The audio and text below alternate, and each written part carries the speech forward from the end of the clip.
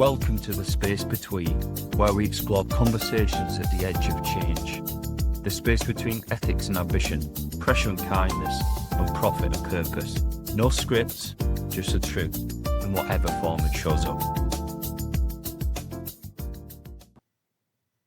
In this episode, I sat down with one of our own, Dan Hicks, Managing Director at Magnus CQP.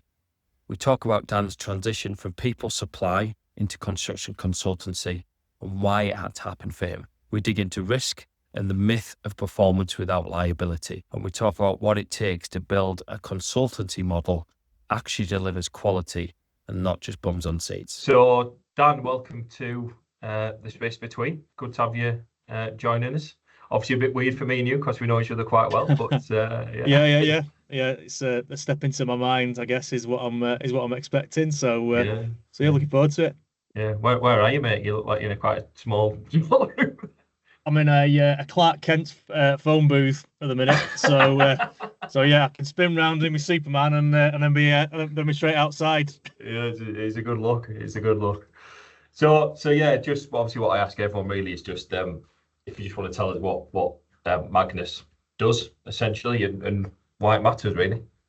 Okay, yeah. So Magnus is by definition is a consultancy, but it's my opinion that we kind of offer. Initially, it's called Space Between the podcast, but space between existing sort of traditional consultancy and subcontracting. So I think in the traditional sort of consultancy world, I think the feeling is it's come a little bit commoditized, and that people are, I guess, larger consultancies are kind of just putting younger, inexperienced sort of graduates, some people 1 or 2 years experience out at sort of quite large fees, and I think probably like people are getting a little bit not bewildered, but certainly wanting more value for money for what they get for the service. And I think that Magnus offers that space between what that consultancy service offers there and then what sort of subcontracting does. So we're not a subcontractor because unlike a subcontractor takes absolute obligation, we take reasonable skill and care in practice. However, what Magnus are geared up to are getting into the integrated delivery of site projects, not from a distance, but integrated and with accountability, essentially, Pete. Yeah. No, it's an interesting take, to be honest, Dan. And I know you've obviously been working on it for quite a while now. So when was the business set up? Was it 2023? Is that? Yeah, it was actually set up in early 2023. So we'd kind of I'd worked in recruitment for nearly 20 years. Well, 20 years at that point, and 2003, and so I think that during the last 20 years, I think that I don't believe that the recruitment market has actually has improved. I think it's actually probably become a bit worse from a quality point of view. And I think that like anything in life, you want to change and be challenged. And I think I felt like I was going through a little bit of a sort of monotony. And so we felt like we wanted to do something different. So we originally set up Magnus Civil Engineering to be a subcontracting business.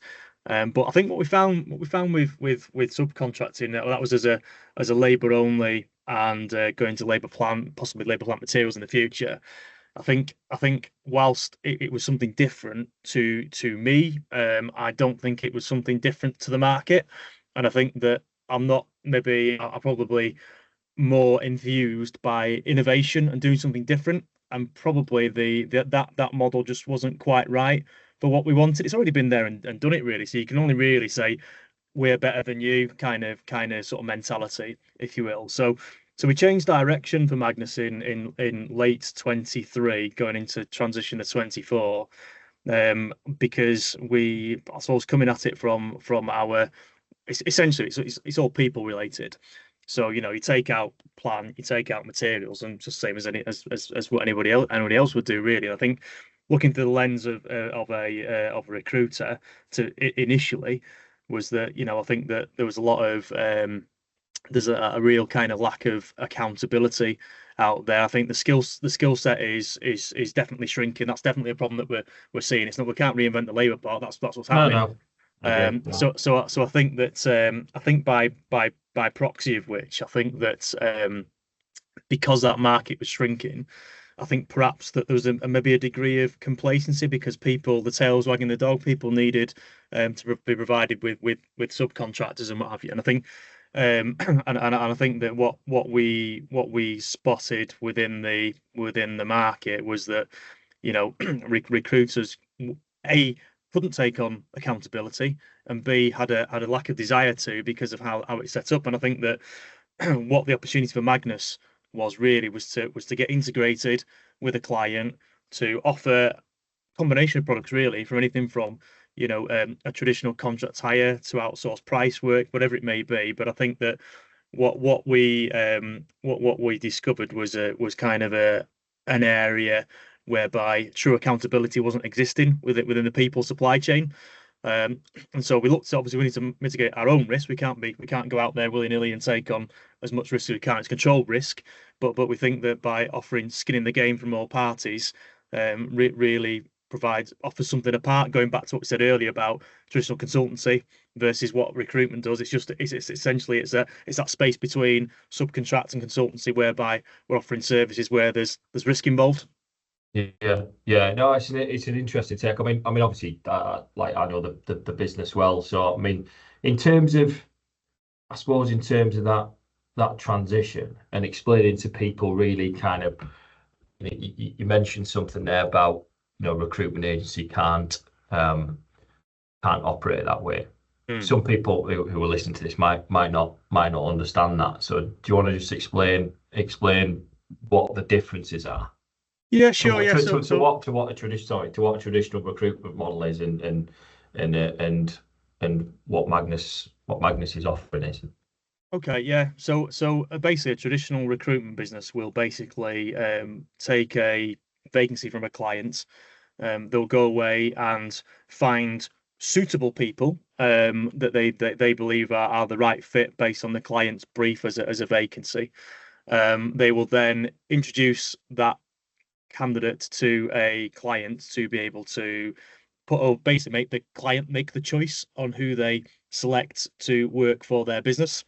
So what that basically means is that because the client has selected the person to deliver the services, then essentially they're under the control of the client, because the recruiter is basically only liable for is making sure they have the right to work checks and making sure they have the right qualifications to undertake that vacancy and within reasonable practice.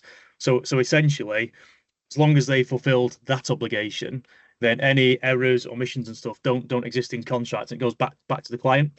So that's what a traditional recruiter would do.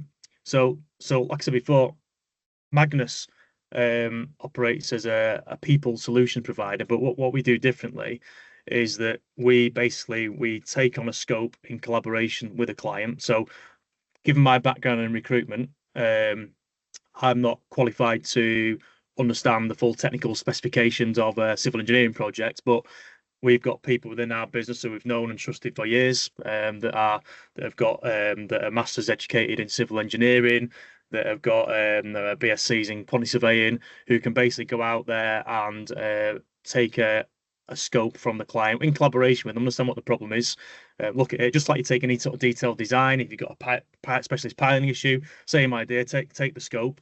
Then what we'd do is we'd agree the contractual conditions. We tend to work under an NEC professional services short, because it's usually quite well versed with most of the QSs that we would deal with.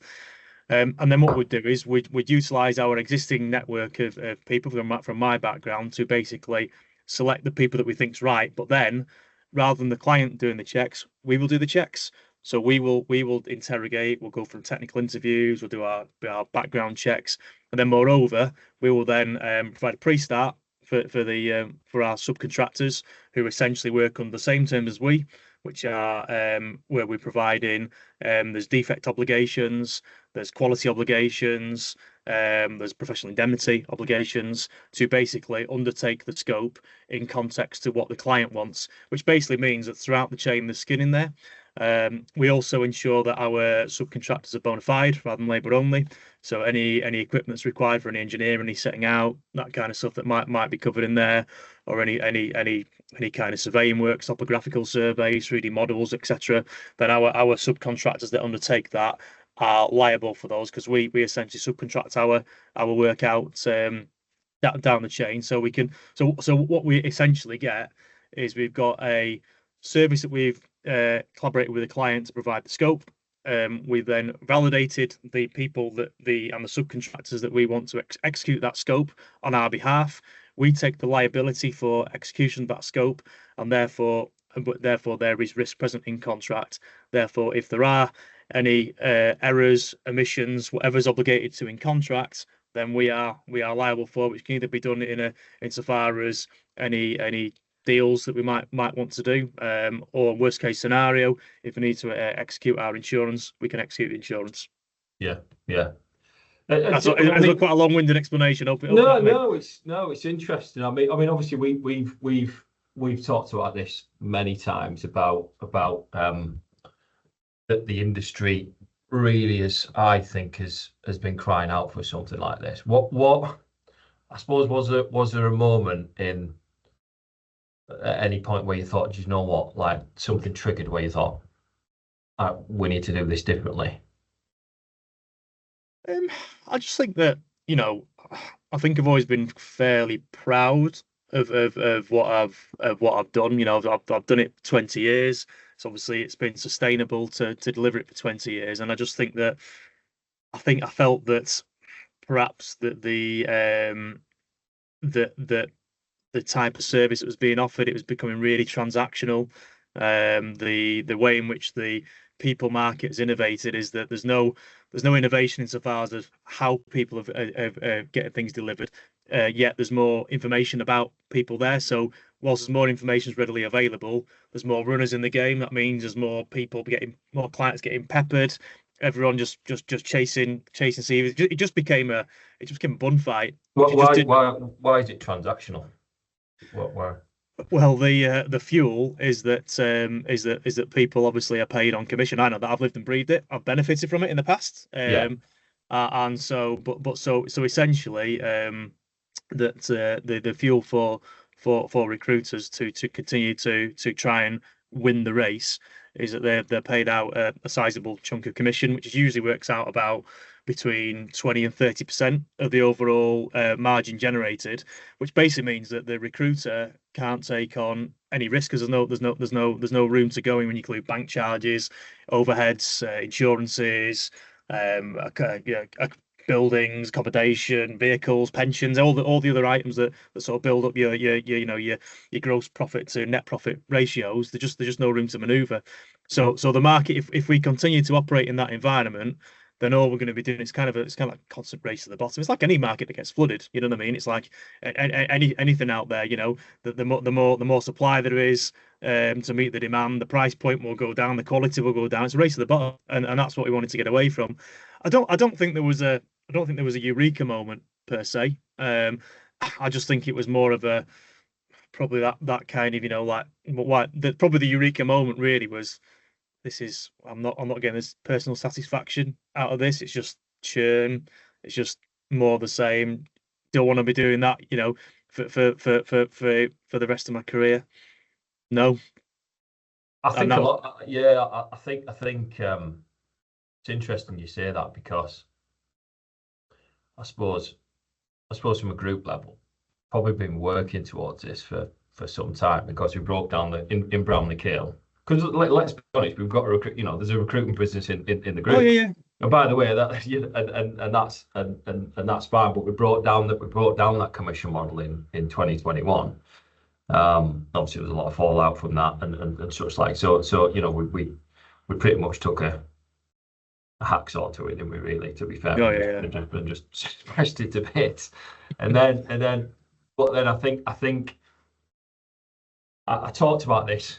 I talked about this previously. Like I think we did that, but then we didn't really do anything different, actually, in terms of how we actually were engaging in the market. So yes, we stopped the commission, which essentially, fundamentally probably halted that avaricious type of behaviour that it drives. And listen, it's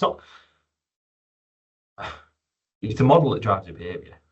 Yeah, Not I talking mean, about I think individuals. Yeah, I agree. I mean, I think the biggest thing with commission, and again, I'm not whiter than white. It's kind of like, I've lived and breathed it, for this model. But I think the challenge is, from looking from a business owner point of view, is I think the tail tends to wag the dog, because actually the with in insofar as return on the pound, I think that the greater return and greater benefit comes at the individual recruiters uh, level, rather than the recruitment businesses level. But those that are already have built business based on that model, I've got no choice but to continue with that, because and it's just on, and they've got the same problems as we've existed. So it's just more and more chase and churn, isn't it?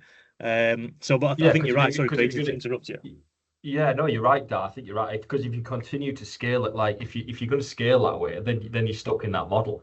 I think that's why you see so what I see a lot of at the minute. Now I know we're kind of digressing on recruitment a bit, but I think the I mean people need to be honest about what they want, business Mm, owners, a little bit. It's yeah, like do you want to scale a business and like in the traditional model and exit, which to be honest I think is has got a shelf life. yeah, Um, but then you see a lot of people, do you know what? I maybe don't want that. I just want to be on my own and do a good job. And that, but I think from when you look at like exec search and stuff, I think there's value in that. But then I think going back full circle, I think in 2021, I think for me, it's, I looked at it and thought, well, hang on a minute, what do customers actually want? The customer, you see again and again, and we've seen this, and I've done posts on it. You see engineering error after engineering error, and NCRs. It costs money, but there's no accountability. Um, there's no the agency can't manage quality.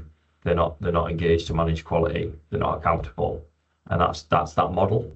So I think really it goes back to probably what we when we broke down in Brown the commission structure in 2021, almost like Magnus was kind of probably didn't realize it at the time, but maybe formed out of that because we wanted to get closer to actually what the customer saw value in, as opposed to just chasing the commission model.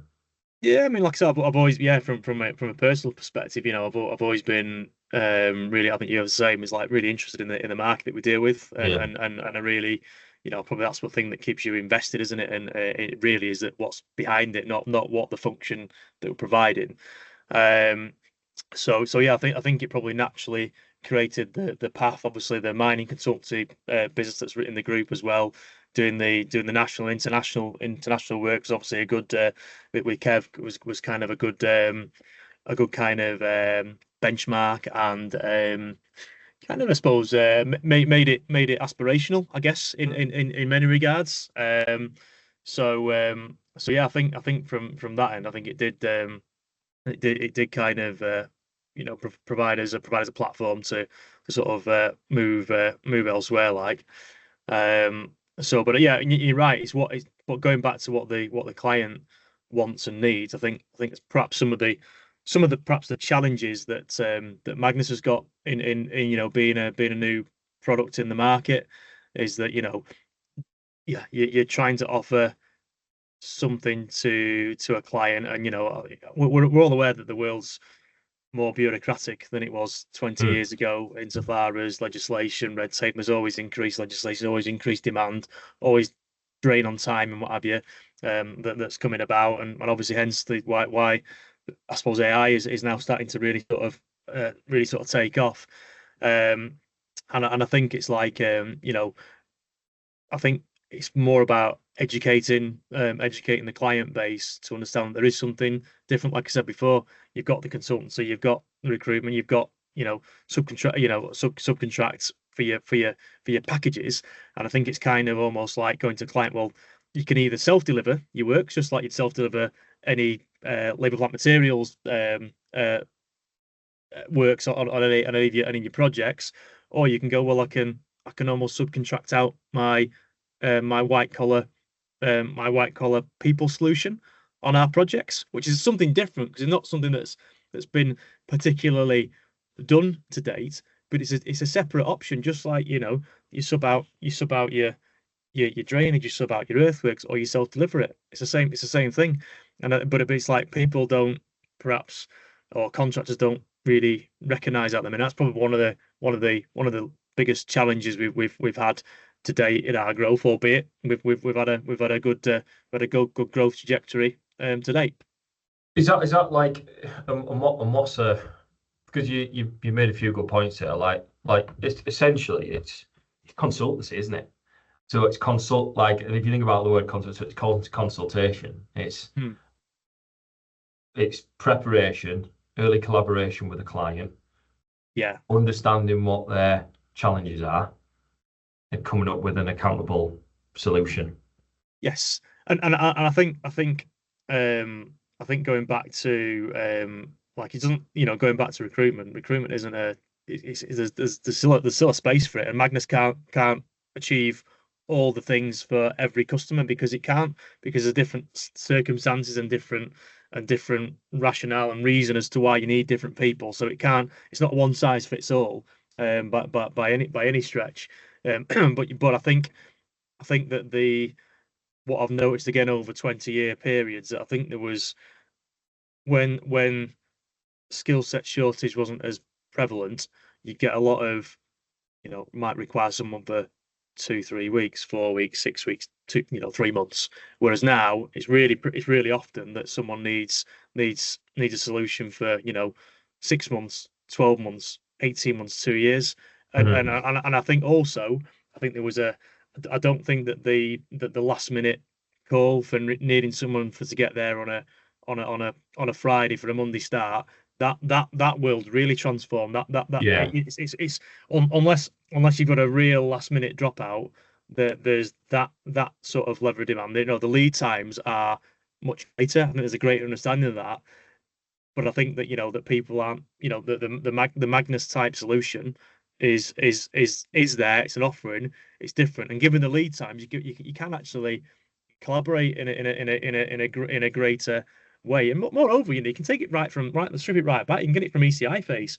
You can take the ECI phase right the way through. So we're dealing with a few clients at the minute where we're providing ECI works up front. We're taking the OGL survey, we're taking the 3D models, we're preparing the information for the mass haul, so that we can, and then once it goes to contracts, we already understand the project, we understand what the problems are, we understand the dynamics, and then we can deliver that job in cohesion in collaboration with the client. But yet the people that we are selecting to deliver that are also not just turning up. They've got to that they are invested into that project.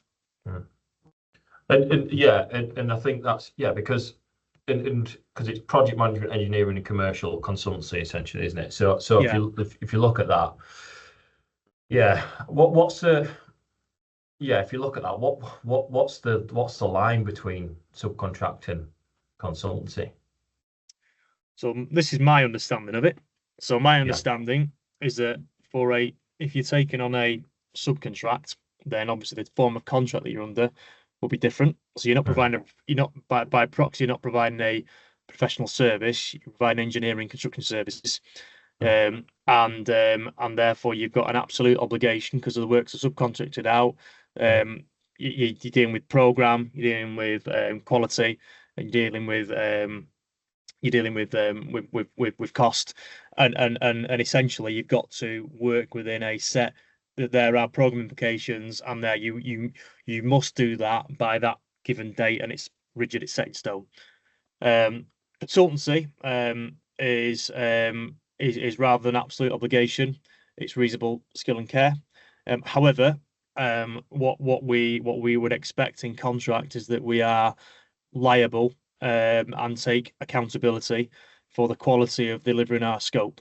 So if we define the scope, that's what we are there to deliver. I think the challenge comes when you get scope creep, because when you get scope creep, then ultimately, can you just do this? Can you just do that? Well, obviously there's tax implications for that as well from a control point of view. But moreover, if anyone comes back and then comes at us for any NCRs or any other claims or what have you, then by proxy of scope creep, the impact of that is that your scope items that you are liable for are going to take less focus. And that's the kind of risk from our point of view. It's scope creep really is almost the biggest risk, because it's like time and focus, isn't it? Inattentional blindness, as they say. Do you know what I mean? It's that piece that I think is our biggest risk in that it's taking on quality obligation. Yeah. And I know you've got an audit process that you go through with customers on a monthly basis, and I think that's crucial, because I think what I've certainly learned from being close to the business and listening to you is that getting that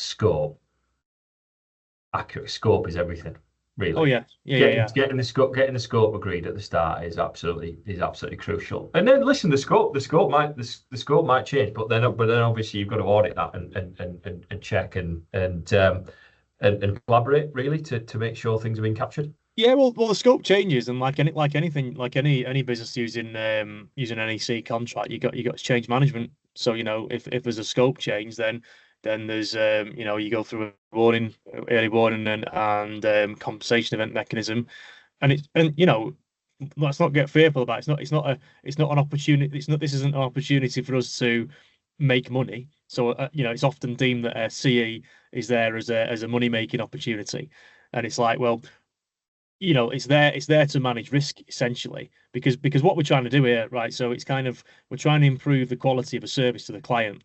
So scope creep, yes, we're looking at it from our point of view to say what's our obligations and liabilities, but actually what we're saying to the client is, right, if you've appointed Magnus to look after that area of the project underneath that scope, then what you expect is that you get a quality result for that service. If you are trying to detract from that, then you're shooting yourself in the foot. So the early warning and CE process is there to highlight to the client to say, well, we agreed at the beginning that this is your area of risk, and we want us to manage that area of risk. If we detract that, then your area of risk is exposed from not being covered by the service that we're going to provide, and then we're back to square one.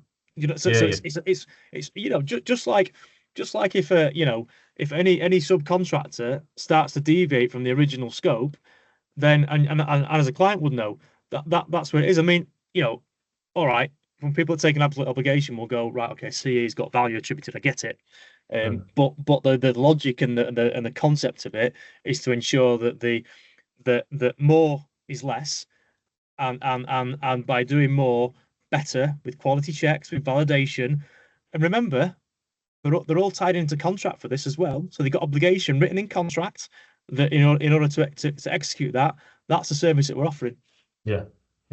So if you had to explain Magnus concisely, to someone who'd never heard of it, Yeah. I know you give us kind of the probably longer version before. But sure, yeah. What would you say?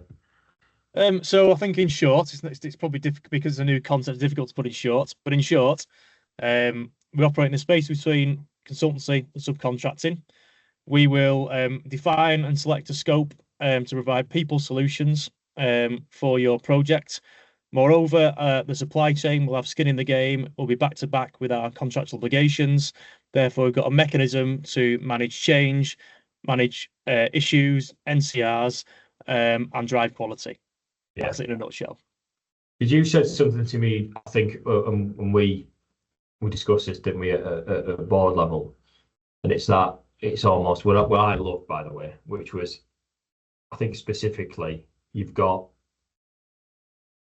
20 odd years of people supply experience, but twinned with the accountability of a consultancy, and I love that because it's like, I think where there's probably you've got a recruitment business who might have a really good people supply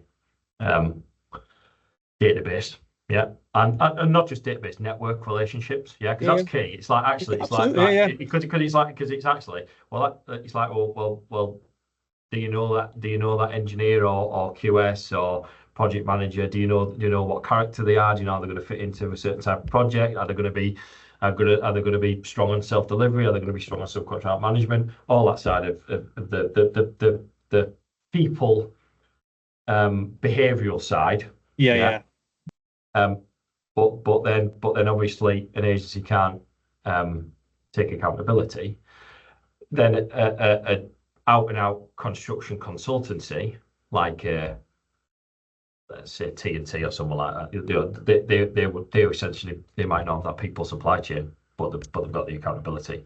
So for me, I think Magnus almost sits in the middle, and I quite like that. Quite like that description that you'd previously said. I like that people supply chain accountable.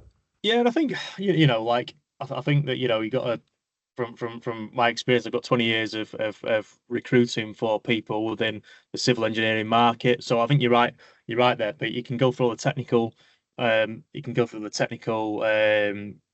and the validation as much as you like, but people are people, aren't they? And people and characteristics will either sync or they'll clash, and through years and years of repetition and experience and understanding characteristics, with the networks, more than 10,000 deep of people who you know, and you understand which people have got alpha characteristics, which ones are more diligent when it comes to sort of being paperwork, which ones are more out in the field, can get on with the lads, and it's kind of like that's a real that let's not diminish that kind of the value in that. We've pivoted through recessions, through credit crunches, through COVID, and we've always had the opportunity to pivot. So we've always looked at different areas of where the revenue's being spent. So we've always expanded our network all the time, and I think what Magnus can then do, it's taking that knowledge, that characteristic basis, then validating it with a technical check, then moreover locking it in contract, and then it's all there in a deliverable package where you've got it all in one. And it could be traditional, getting people on site. It could be doing off-site stuff. It can be doing stuff on a price work. It can do it on day rate. It can be whatever the client wants, and that's the point. It can be bespoke to what that client needs. And provided that we can agree the contract, provided we can agree the level of risk that we're taking on, and if that's and providing that the return for that risk is consummate to what we want, then we can do anything within that framework. Yeah, and let's be honest, if you take kind of engineering services, for example, engineering consultancy services, essentially, you get an experienced engineering consultancy services vetted and audited by an engineering manager. Oh yeah, I mean Ian, not by a recruiter. No, Ian that works 20 years as an engineering lead for a major civil engineering contractor. It was all about. He started on the tools as being setting out engineering and being out on site, and he's also taken on board the digital revolution. So he can do you can do your 3D modeling, you can do your DTM uploads, you can do all your drone surveys, you can do all your isotopic surveys, you can do all your all the stuff that I don't know what to do, how to do it. But he can do all that. He's been there and done it. Moreover, he's grown a team of 10, 15 young engineers as well, who he can train and mentor and upskill. And again, that's something that we've looked at as a business, and we've engaged with clients on that front, because there's a real skill gap and shortage. And actually, the reason why a lot of engineers are brought in on a freelance basis is that passing on the baton, that real kind of skill. I don't think it's unique to construction in the UK, by the way. I think it's globally. Is that the people that would be experts in the craft. I think the experts are that they're being progressed through the career too quickly, which means that there's a gap there, and the reason they're being progressed too quickly is because there's a skill shortage. So it's all like paradoxical, isn't it? That sort of drives it all. Yeah, it's interesting that, to be honest. I've got an article coming out on that, actually. I've entitled it "The Disappearing Engineer," because There it's and because essentially, if you think about it, every major project, every business is looking for an experienced senior site engineer. Yeah. But they can't get them, can they? Well, why? Because the good and everyone goes freelance. Why they go freelance? Well, they might not want to be a site agent or a project manager.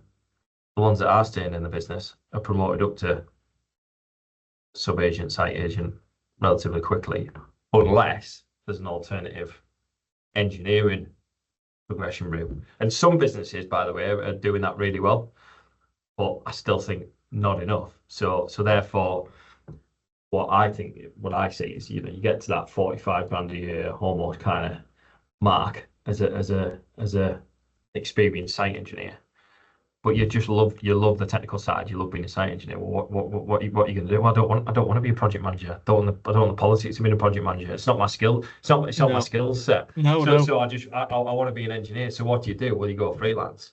But then you contractors saying, well, I can't get engineers.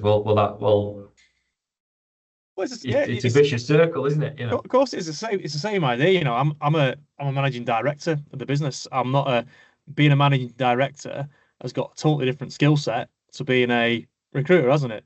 You know that from being accountable director, Pete. I don't know about cash flow, overheads, profit and loss, insurance, risk, all these items that you've got. So you don't naturally know those things, do you? You've got similarly as an engineer progressing into an agent or project management role and what have you. Like I say, these yes, it takes on an item of engineering, understanding drawings and all that kind of thing, but not the nitty gritty of being out on site, understanding when the drawing's wrong, understanding what the problem's going to be, having the foresight, having the wherewithal.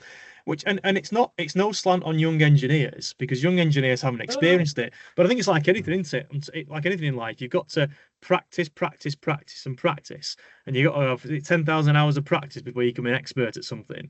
And how many young engineers have started and been 2 years as an engineer, then become a sub-agent, then they become an agent, and they're not having, so they can't become an expert in any field. So if you're not an expert, then you can't train, can you not? You know what I mean? Just logically.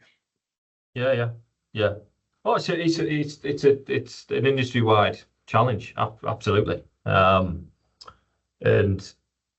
yeah, I suppose those first principles of engineering skills, to understand actually, like what you're saying there. Well, actually, practically, what's gone wrong here, as opposed to, well, the machine says X. Well, yeah, but what Are we losing those skills with the generation? Yeah. I mean, we collaborate with one of the technology providers, and like one of the people that one of the leads in there that used to have done quite a lot of work with us over the years. He was saying the number of people that say there's something wrong with the equipment, and they go out there and it's actually the engineer, the engineers not have the basic skills to get the equipment set up and calibrated. Just really simple things like making sure it's level before you start. Do you know what I mean? Again, I'm not an engineer, but what he's just talking about is like, make just practical, logical sense. But if you don't know, you don't know, do you? No. But it's not just, it's the same in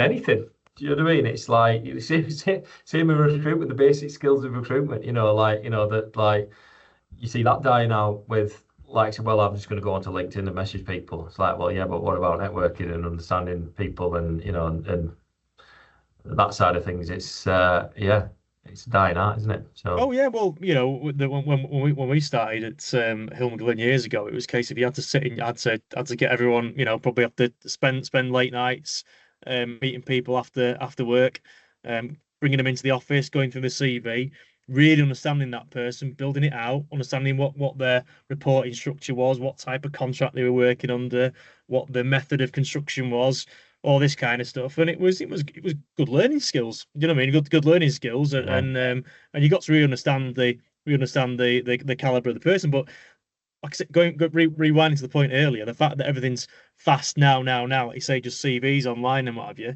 you don't have the time to do it. So that's why I think that the quality of the service, it's not about the people, the quality of the service provided is diminished for what you are provided, which means that you've not met them, you've not gone through with them, you don't get a feel for them. As soon as you meet someone, don't you? When you've met your client and you've met you've met your would be employee, then you go like, oh well, I don't think that they'll click. Do you know what I mean? And that Yeah, exactly. and you don't you're not given the chance or the opportunity to do so in recruitment world. So that's why I'm that again. That's why it's a case or R for me for that. But yeah, but it's interesting. But then those skills and that knowledge of people in your network that you've had for so many years, that serves you really well. Because what I've observed is like, so you might have like so let's use Ian, and Ian might look at Ian Shardlow might look at, right, technically, yeah, that's what the scope is. But then when he's looking at the people side, he might not know that actually that person's going to clash with that person. So the whole people understanding behaviours, and then the technical side and the accountability and contract. I mean, I'm biased, but I just think that's a real game changer in what the industry has been crying out for. I think, yeah, it's like just really simple things, isn't it? As you know, when the market's quieter, then people are willing to sort of work away from home and lodge away. Now, if you understand what people's dynamics are, so they might need to feed the families or what have you, so they need to go and do it. But because they've got a young family, perhaps, and as soon as something more local comes up, they're gonna often leave, aren't they? So that's not something that Magnus can exonerate. We can't get rid of that potential risk, but it's our risk to manage because we're taking the scope. Do you know what I mean? But so having that real wherewithal and nous to understand that, and then we also know characteristically which ones are culturally used to working away from home, which ones are just part of the the marriage might survive by the husband or wife being away from home 3 or 4 nights a week, and that really works culturally. But you have to understand and learn that, don't you, through experience, understanding people to do that. And you can't capture that in a technical assessment, can you? No, you absolutely can't. So what type of resistance have you faced in the market? Because I think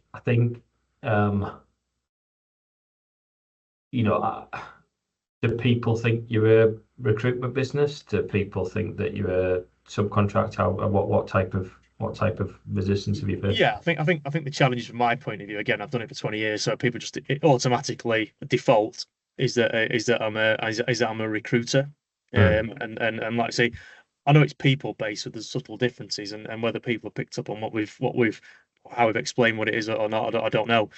But I think that the biggest challenges is being seen as a recruiter, and then if you're trying to then collaborate, I think people think that by putting their requirement out to more than one supplier gives them a creation of or a perception of choice. And I think I think by having ownership of a problem, whilst I think the fears of a client failing to deliver their own contractual outcomes and objectives can drive the behavior to spread it out to multiple suppliers. So I think sometimes we've had to compete with recruiters to get, which we're always going to have to. But I think, in that transactional process, I think is one of the kind of challenges that we've had. How have you overcome that?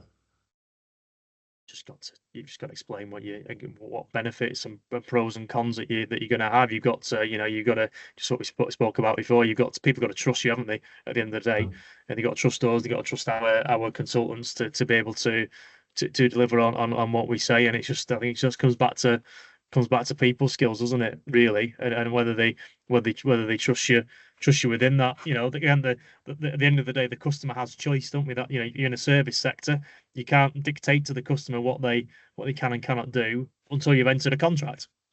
Yeah, I think as well, it's like because from my experience, it's probably that accountability piece is probably a bit of a challenge to overcome in terms of, and this is, I think you mentioned it before about education and awareness.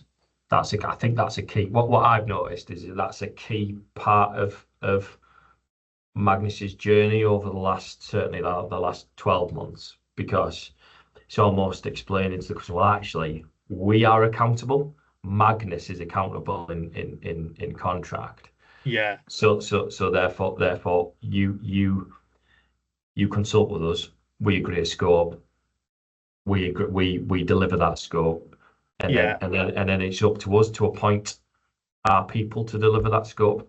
I think that's from my experience, that's quite a shift for mindset. It comes back to lack of control, doesn't it? So it's almost like mentally, if you've not selected that person, because that project manager is responsible for delivering that project on time and on budget to specification, basically, and they've got to go, well, is it what's the greater risk?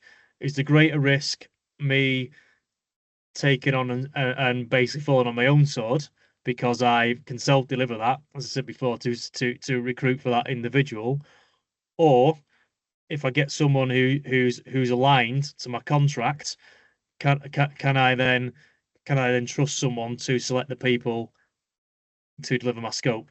And it's weird because subcontracting is such an ordinary thing to do, isn't it? Do we self-deliver or do we subcontract? When it comes to packages of work, that's such a well-defined way of operating, isn't it? And I think really, when I break it down, that's the only key difference that Magnus is doing. So if you're going through as a recruiter, do you want to self-deliver it? Do you want to control it? Yeah, if you want to control it, right? We'll go through that mechanism, and then if you want to go through Magnus, then you can subcontract it out, and the benefits of subcontract are this. Just like if you self-deliver your work, you are liable for your mistakes, aren't you? And if you sub it out, you can offset your mistakes. There's usually a premium for that service. Not saying, but that's the benefits that they've got. And I think that going off thread a little bit here. I think that some of the challenges are getting people to think that there's something different. Just like if you if you want to sell your house, years ago you used to just go to the local estate agent, or if you want to buy a house, go to the local estate agent. That's transformed into Rightmove, and then I think, well, I'm not buying a house for 10 years, but then it goes into like, is it self-sourced? Is it now Purple Bricks? Is it where you can? So there's all different ways of procuring houses, aren't there? Oh yeah, and then moreover, you can now rent out your drive, to someone to park on your drive. You can rent out your room for you can rent out your house for a week on Airbnb. So but yet in construction people, because that's all I know, in construction people, all you're still doing is going down to estate agents or going to Rightmove, and there's nothing, and you've not moved on. Yeah, nothing's changing. Yeah, there's No. been no innovation. Yeah, I agree with that. Yeah, you make a good point. I mean, it's like it's like, years ago, think about a company like Hayes Travel, where you used to go into a shop and book a holiday. Yeah. That's, you imagine. There might be people here listening who still do that. If you do, then fair play to you. But you imagine going down to a travel agent and booking a holiday. Yeah. These days, it's like our first lads holiday went to we got flogged a right resort in Turkey, and like us six green lads about 17, 18 going in, went into travel agents, like, what can we get? And they went, I mean, we had a great time as you do, but like it wasn't the most salubrious resort that we went to, but we went into the travel agent because that was that was like you say, that was the way, wasn't it? And you think about it now, that's just alien. It's bonkers, isn't it? Yeah, absolutely. Yeah, it is. It completely is. And it's again, slightly off topic, but my mate Dave talks about the song called "Everything But the Girl." You know the one that I'm missing. Yeah. And it talks about how that she's got no idea where a previous partner lives. Used to live in that street, and has got no footprint of where that person is. Now you just look up them online, don't you? But yet we've lived both worlds. We've lived that one where you couldn't, it was everything was really going through really sort of non-digital to move into that digital world. And I think that again that our industry isn't that progressive, and it should be. And it's got everything's there to be so. And I think that that's what probably really interests me from what we're doing in Magnus. Yeah. You can tell, mate. And I think I think it's just like you made a great point before. It's about it's a genuine consultancy business. So therefore, you're consulting with your customer, and it can be bespoke. It's again, yeah. What the service often got? You could have a training need. You could have a digital engineering price work need. Yeah, absolutely. I mean, obviously we anchor it through project management, engineering, and commercial. Just so we're kind of anchoring it on that. It's not going here and everywhere, but within the realms of that, there are so many ways in which you can skin the cat. You don't need someone on site 5 days a week, 9 to 5. You can have it remote service, you have visiting services, you can have 2 days a week, you can have milestone, price, output, you can have all sorts of different variables. And it might be some, I know that some types of contracts are prelim related, so there's a benefit from someone there. The types that aren't, there's different options. You know what I mean? And it's there are different ways of doing stuff. And it's like, but you got to talk and explore and collaborate. Yeah, early doors. Early on. I think that's it. Yeah. Because because if you think about recruitment, it's quite a lot of the time it's quite reactive. I think it's one thing that really bugs me, to be honest with you, is that I know that people are busy, but I think if from my experience of contractors, when I say contractors, civil engineering main contractors and supply chain, is that they don't really look back at what's happened before. So I think it's always there's a major project that's been won, and we're going to build a team of people. They're all going to be permanent staff, and we're going to meet all our program obligations, etc., etc. And the number of times that fails, and then they react last minute to basically put people, and then they still believe that they're going to get people on there. So they say, "Oh, we need someone for 4 weeks." It's like, "Oh, until we get a permanent engineer," and they're never there for 4. They're there for the bloody, if they're good, they're there for 2 years. Yeah, for 2 years. Yeah, but instead of going right, okay, let's look at the data. What does the data say? So over the last 5 years on our projects, we've had these job families and groups that we've had on hire from recruiters, and we've had to churn it like that several times before we've tuned the right team. How much have you burnt when you're tuning it? How much wastage have you had? What margin attrition have you had in that period? Why not just look at it and go, right, these are what quality issues have you had? How much money have you lost? How well do they know the team? Have they had a chance to build and bond? And now that all these things that could be done without all that wastage and attrition. The margins are tight. We know that, and like. It's shocking what amount of wastage is done. But with just a little bit of foresight, a little bit of planning, right? Let's look at it logically, practically. On the last, I don't know what the figure is. It'd be an interesting thing to look at actually. What proportion of your previous 5 jobs were built up of permanent staff members, and what was your staff attrition on that particular project? I bet you that it's more than 25% churn. Yeah, well, I mean, if you, especially if you take a geographical kind of context to it as well. So, I mean, prime example at the minute is you look at Sizewell C. I mean, how is Sizewell going to, how is that project going to recruit a load of? Well, I think there's a people problem, and I think there's an accommodation problem as well. Yeah. I think the accommodation problem is actually more prevalent than the people problem. Ironically, I think there's a big problem for both. But I think actually getting people down there and housing them down there is a real issue. But go on, Pete. Yeah, no, which we saw, we've seen on the A30, haven't we, as well? Yeah. Similar kind of situation. So no, you're right. So for you then, in terms of this transition from going from 20 years as a recruiter into Magnus, what's been the probably biggest personal challenges and transition for you? I think that, I suppose, understanding risk in contract would probably be the biggest learning curves. Like I explained before about looking at what we did for looking at labour plant materials, absolute obligation, starting to understand what contract is. And it's easy to say it when you've learned, isn't it? And you understand it. So right where I'm coming from now, I feel like fairly comfortable with that. But there was definitely a period of not understanding what it is, how it all pieced together, and making sure that we don't bite off more than we can chew. And I think balancing that was probably, to begin with, the sort of the biggest risk from an upskilling point of view.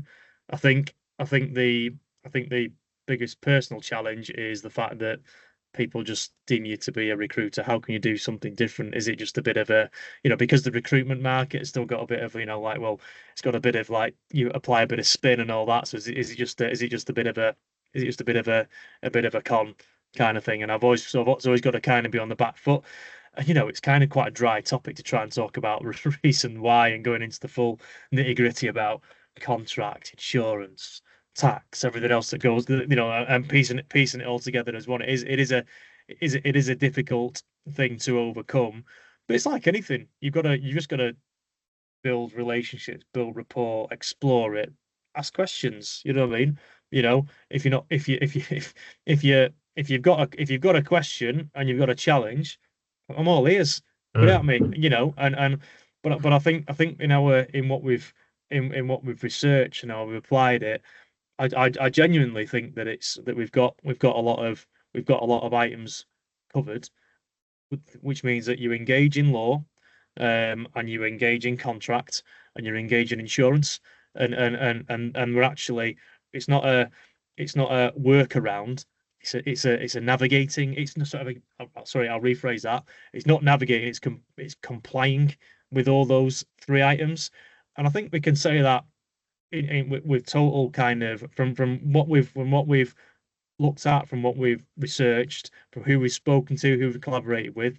I think we can say that we are doing this in a total authentic way, which means that our services are as they say on the tin.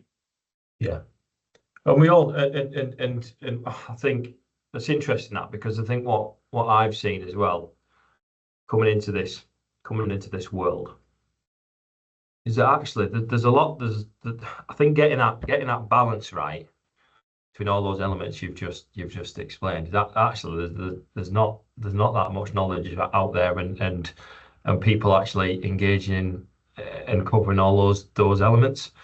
I mean, like, look, we all know the amount of contracts, the amount of tier one contractors that are issuing NEC subcontracts to the emergency supply chain, and they're signing it. Oh yeah. And by the way, we've all been there, but what? You're learning, aren't you? But like, it's for me. I just can't get it. It's bonkers. Yeah, I mean, like it's kind of, I think what we've understood is that there's that contract law and insurance all overlap, but you rarely get. We're not an expert in any of those fields. No. But any experts that exist tend to be siloed within each of those disciplines, and I think that like you said there, that basically if a main contractor issues an NEC contract to a subcontractor, to a recruiter, it's an instant breach of contract, isn't it? Yeah. So you've breached insurance straight away, and it's a repudiatory breach of contract because you've entered a contract that you know that you can't fulfill, both parties. So you actually the insurance is at risk. The liquidity of the business is in risk because you can't actually pass on that claim. So all the things that you try and do to mitigate your problems doesn't occur.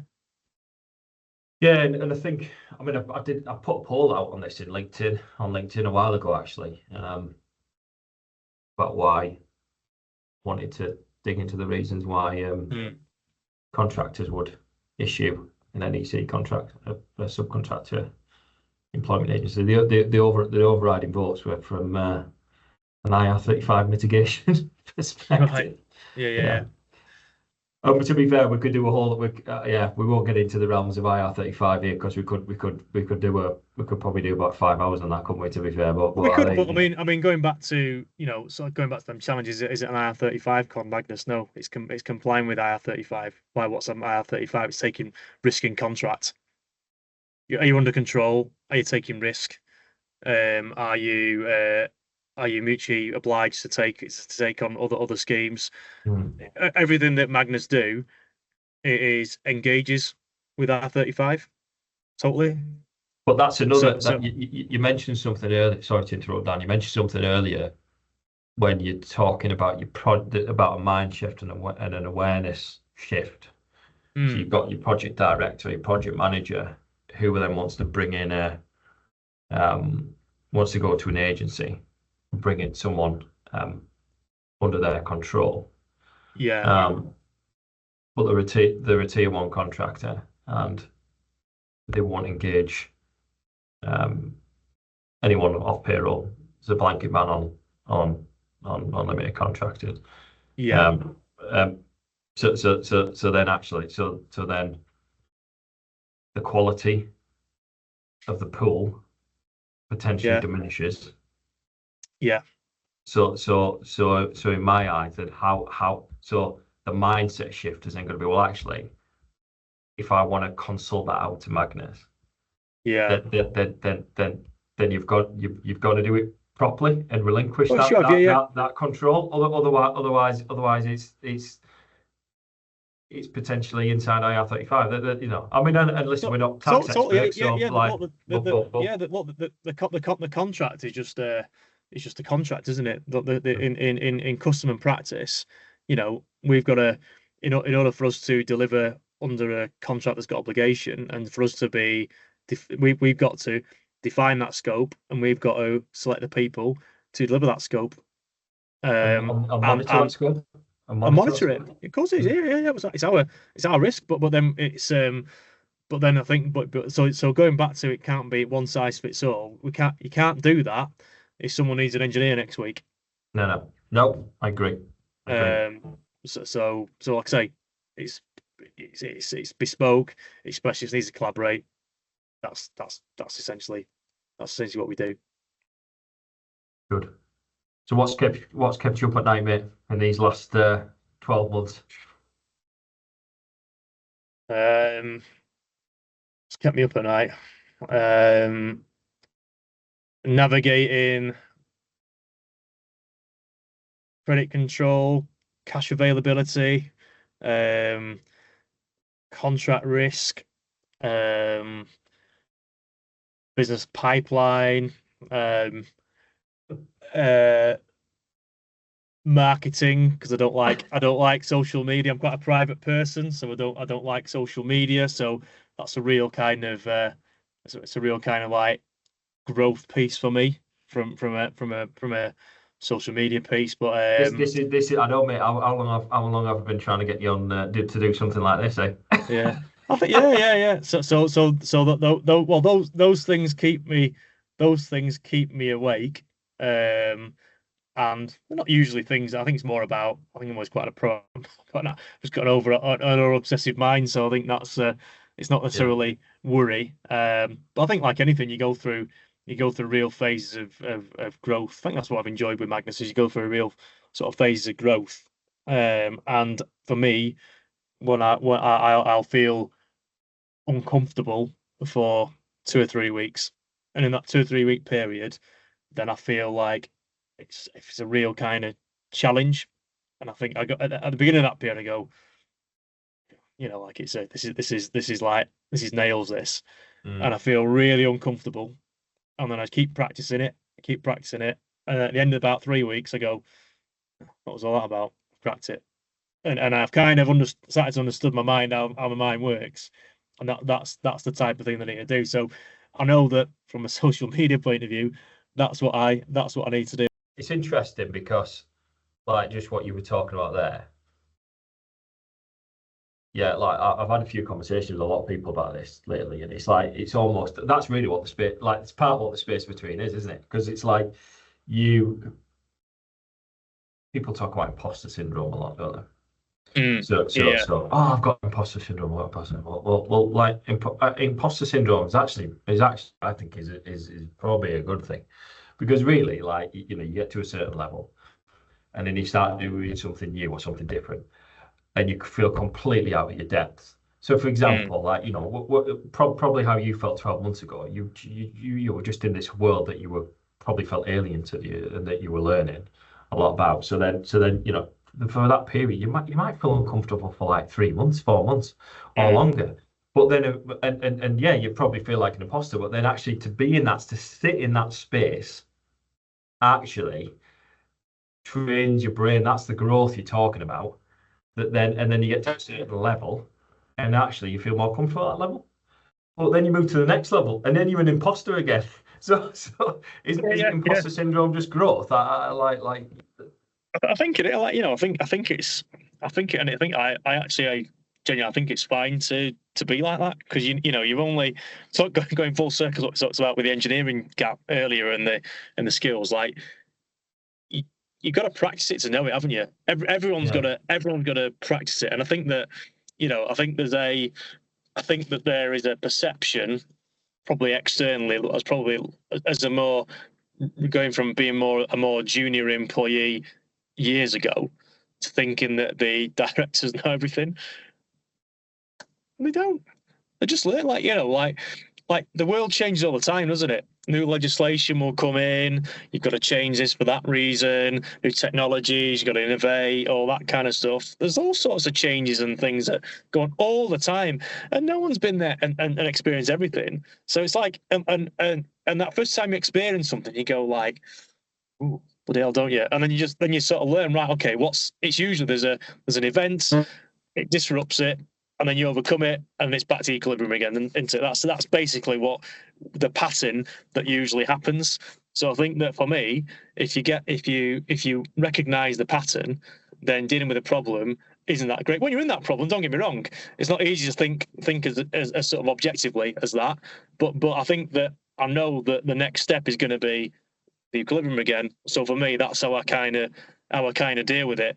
Sometimes you need a shunt to get into that space, and the shunt can be something that you choose to shunt into, or something that you don't choose to shunt into.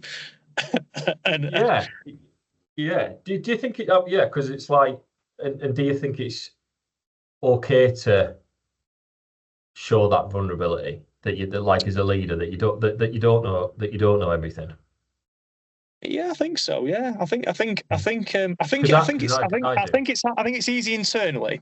I find it easy internally. I think externally that you feel like you've got to be an expert in what you do at all times. I think internally, I think it's authentic to do so, and I think it's just more human in it.